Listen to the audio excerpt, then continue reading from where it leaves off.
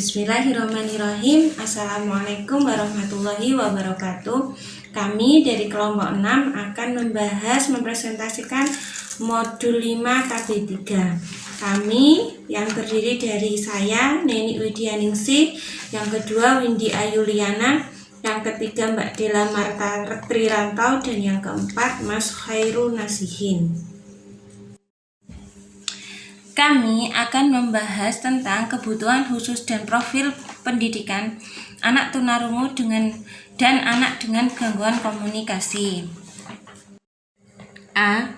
Kebutuhan khusus anak tunarungu dan anak dengan gangguan komunikasi. 1. Kebutuhan khusus anak tunarungu. Kehilangan pendengaran yang dialami menimbulkan berbagai hambatan dalam kehidupannya, termasuk dalam kegiatan pembelajaran.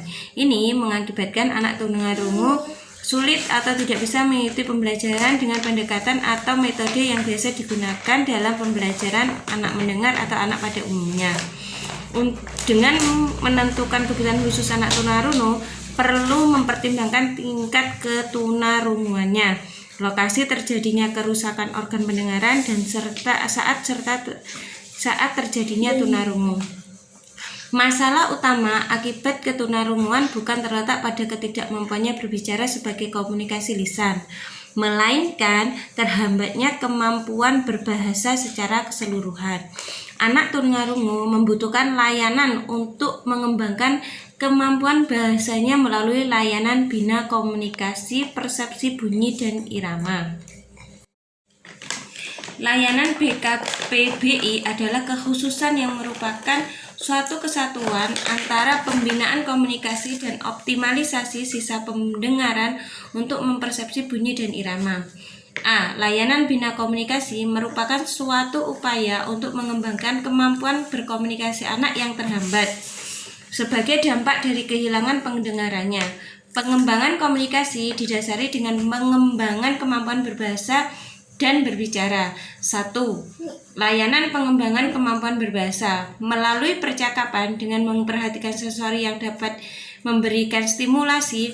Percakapan merupakan kunci perkembangan bahasa anak tunarungu menurut Hollingshead dalam Gunawan dan Yunaciwati tahun 2000. Berkenaan dengan hal tersebut, Van Uden pada tahun 1971 telah mengembangkan suatu metode pengembangan bahasa melalui percakapan, dikenal dengan metode maternal reflektif atau MMR. MMR menekankan guru untuk menerapkan metode tangkap dan peran ganda serta menganut prinsip apa yang ingin kau katakan, katakanlah begini. Dalam MMR, percakapan dibagi menjadi dua, yaitu percakapan dari hati ke hati dan percakapan linguistik. 2. Layanan bina bicara. Upaya untuk meningkatkan kemampuan anak tunarungu dalam mengucapkan bunyi-bunyi bahasa dalam rangkaian kata-kata agar dapat dimengerti atau diinterpretasikan oleh orang yang mengajak atau diajak bicara. Latihan bina bicara juga dikenal dengan latihan artikulasi. Latihan bina bicara bertujuan antara lain agar anak tunarungu memiliki dasar ucapan yang benar sehingga dapat dimengerti orang lain. 2. Memberi keyakinan pada anak tunarungu bahwa bunyi atau suara yang diproduksi melalui organ bicaranya harus mempunyai makna. Yang ketiga, membedakan ucapan yang satu dengan ucapan lainnya serta memfungsikan organ-organ bicaranya yang kaku. Layanan bina bicara meliputi 1. Latihan prabicara, 2. Latihan pernafasan, 3. Latihan pembentukan suara, 4. Pembentukan fonem, dan yang kelima penggemblengan, pembetulan, serta penyadaran irama atau aksen. Layanan bina bicara dapat dilaksanakan melalui beberapa pendekatan, yaitu pendekatan individu maupun pendekatan kelompok, serta pendekatan formal ataupun pendekatan informal. Metode yang digunakan antara lain metode kata lembaga atau perkata dan multisensoris. 3. Layanan membaca ujaran, yaitu memanfaatkan penglihatannya untuk memahami pembicaraan orang lain melalui gerak bibir dan mimik si pembicara. Layanan bina persepsi bunyi dan irama BPBI. Secara khusus, layanan bina persepsi bunyi dan irama bertujuan agar siswa dapat 1. Mendeteksi bunyi-bunyi di sekitarnya dengan atau tanpa menggunakan alat bantu pendengar. 2. Mengidentifikasi bunyi-bunyi termasuk bunyi bahasa. 3. Mendiskriminasi bunyi di sekitarnya termasuk irama dan bunyi bahasa dengan atau tanpa menggunakan alat bantu mendengar. 4. Memahami bunyi di sekitarnya sebagai tanda atau lambang serta memahami bunyi bahasa dengan atau tanpa alat bantu mendengar. Program BPBI oleh Depdiknas 2007 dan Sajah E. Sukarja 1996 234 sampai 239 mencakup berbagai latihan berikut. 1. Latihan deteksi atau kesadaran terhadap bunyi. 2. Latihan mengidentifikasi bunyi. 3. Latihan membedakan diskriminasi bunyi. 4. Latihan memahami bunyi latar belakang dan bunyi bahasa. 2. Khusus anak dengan gangguan komunikasi. Berikut ini adalah kebutuhan khusus untuk beberapa jenis gangguan komunikasi. 1. Kebutuhan khusus anak dengan gangguan artikulasi. 2. Kebutuhan anak gagap. 3. Kebutuhan khusus anak yang mengalami keterlambatan dalam komunikasi verbal. 4. Kebutuhan anak dengan gangguan komunikasi karena autis. B. Profil pendidikan khusus bagi anak tunarungu. Sistem pendidikan bagi anak tunarungu, sistem pendidikan segresi, sistem pendidikan yang terpisah dari sistem pendidikan anak normal. Tempat pendidikan melalui sistem segresi meliputi berikut ini. 1. Sekolah khusus. 2. Sekolah dasar luar biasa atau SDLB. 3. Kelas jauh atau kelas kunjung. B. Sistem integrasi merupakan sistem pendidikan yang memberikan kesempatan kepada siswa tunarungu untuk belajar bersama-sama dengan siswa normal di sekolah biasa atau sekolah reguler. C. Sistem pendidikan inklusif merupakan pendidikan yang memberikan kesempatan bagi siswa tunarungu untuk belajar bersama-sama dengan siswa mendengar di sekolah biasa atau reguler. 2. Metode komunikasi terhambatnya kemampuan berbicara dan berbahasa, sehingga dalam memberikan layanan pendidikan perlu memahami metode komunikasi. Selanjutnya, beberapa metode yang dapat digunakan dalam berkomunikasi dengan anak tunarungu, yaitu A. Metode oral-oral. Metode ini berkomunikasinya dengan cara yang lazim digunakan oleh orang mendengar, yaitu melalui bahasa lisan. Metode manual. Metode ini berkomunikasinya dengan cara menggunakan bahasa isyarat dan ejaan jari. Komponen-komponennya yaitu abjad jari, bahasa tubuh, bahasa isyarat asli, dan bahasa isyarat formal.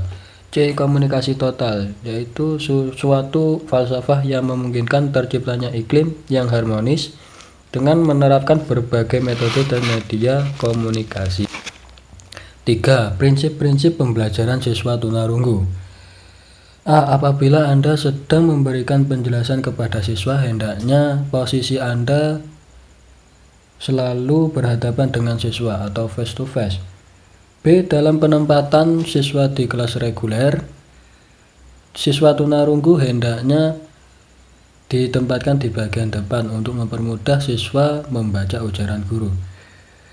C. Kegiatan anak tunarungu dalam membaca ujaran tidak secepat anak normal menangkap penjelasan Anda sebagai guru. D. Anak tunarungu dikenal sebagai anak visual. Oleh karena itu, penggunaan alat peraga yang bersifat visual merupakan sesuatu yang harus diupayakan. C.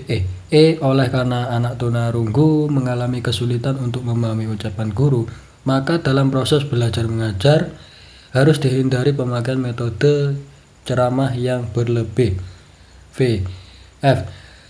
Dalam materi yang bersifat verbal seperti dalam pelajaran IPS dan PPKN perlu dimodifikasi atau disederhanakan. G. Anak tunarungu dikenal dengan anak yang miskin kosakata.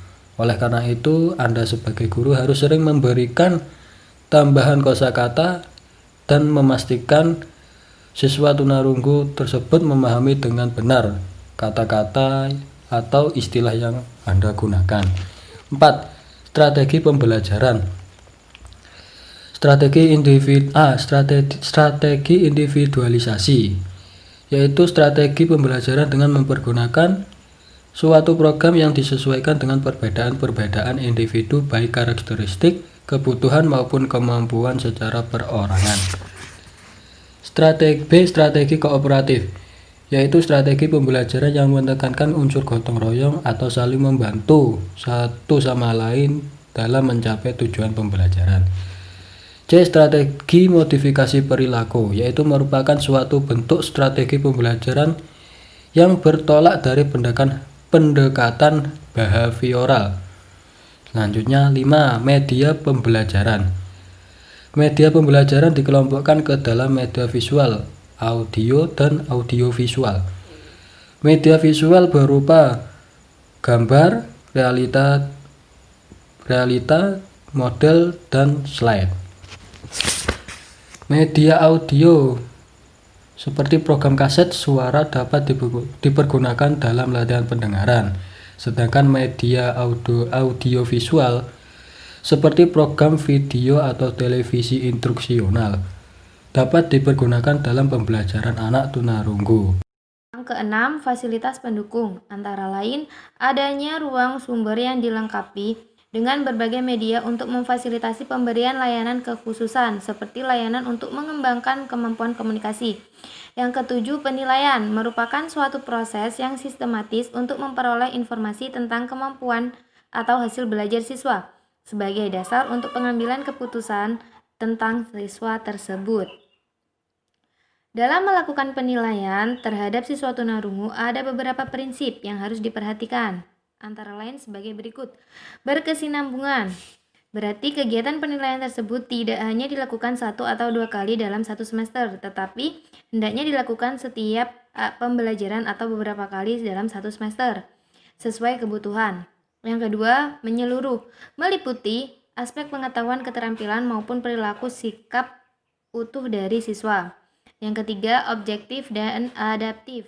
Yang keempat, pedagogis. Pedagogis di sini adalah kegiatan penilaian bukan hanya sekedar rekaman hasil belajar, melainkan harus dapat merasakan bahwa penilaian bermanfaat untuk perbaikan dan peningkatan perilaku serta sikapnya. LaBalance dalam bukunya Smith G. 2006 halaman 214 mengemukakan 3 prinsip bagi guru kelas dalam membantu siswa yang mengalami hambatan dalam berbahasa dan berbicara, yaitu sebagai berikut. Yang pertama, berikan suatu contoh berbicara yang baik. Kedua, tingkatkan self-esteem, yaitu harga diri siswa. Ketiga, ciptakan lingkungan berbicara yang baik. Lebih lanjut, dalam bukunya Smith and G. 2006 halaman 215 sampai 217 mengemukakan bahwa upaya membantu siswa yang mengalami hambatan dalam berbahasa dan berbicara, guru perlu mengadakan kerjasama dengan 1. Kerjasama dengan tenaga ahli yang meliputi therapist as teacher, therapist as and team teacher, therapist as classroom-based interventionist, therapist as classroom consultant, therapist as staff and program developer. Yang kedua, kerjasama dengan orang tua. Yang ketiga, kerjasama dengan teman sebaya. Yang keempat yaitu intervensi gangguan artikulasi.